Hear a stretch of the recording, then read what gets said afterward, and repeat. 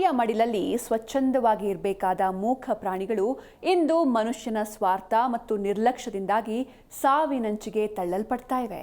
ಇದಕ್ಕೆ ಸಾಕ್ಷಿ ಎಂಬಂತೆ ಬಂಡೀಪುರ ರಾಷ್ಟ್ರೀಯ ಹುಲಿ ಸಂರಕ್ಷಿತ ಪ್ರದೇಶದ ಊಟಿ ಗುಂಡ್ಲುಪೇಟೆ ಹೆದ್ದಾರಿಯಲ್ಲಿ ಕೋತಿಯೊಂದು ಪ್ಲಾಸ್ಟಿಕ್ ಚೀಲದಲ್ಲಿ ಸಿಲುಕಿ ಜೀವ ಉಳಿಸಿಕೊಳ್ಳಲು ಪರದಾಡಿದ ಹೃದಯ ವಿದ್ರಾವಕ ಘಟನೆ ನಡೆದಿದೆ.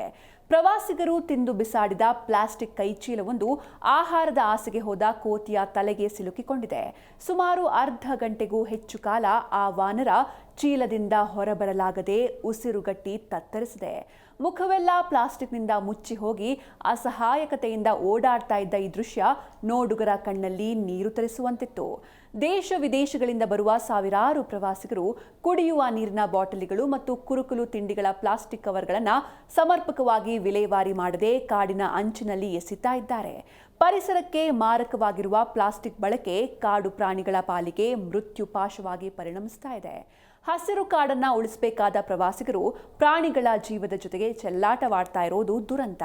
ಇನ್ನು ಪ್ಲಾಸ್ಟಿಕ್ ಚೀಲದಲ್ಲಿ ಸಿಲುಕಿ ಕೋತಿ ಪರದಾಡ್ತಾ ಇರುವಂತಹ ವಿಡಿಯೋ ಸಾಮಾಜಿಕ ಜಾಲತಾಣಗಳಲ್ಲಿ ಸಂಚಲನ ಉಂಟು ಮಾಡಿದ್ದು, ಸಾರ್ವಜನಿಕರು ಹಾಗೂ ಪರಿಸರ ಪ್ರೇಮಿಗಳಿಂದ ತೀವ್ರ ಆಕ್ರೋಶ ವ್ಯಕ್ತವಾಗಿದೆ.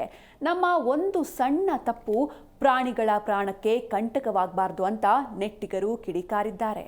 ಐಟಂ ಯಾವುದೇ ಇರಲಿ ಟ್ರೈ ಮಾಡಿ ಆಚಿ ಚಿಕನ್ ಮಸಾಲಾ.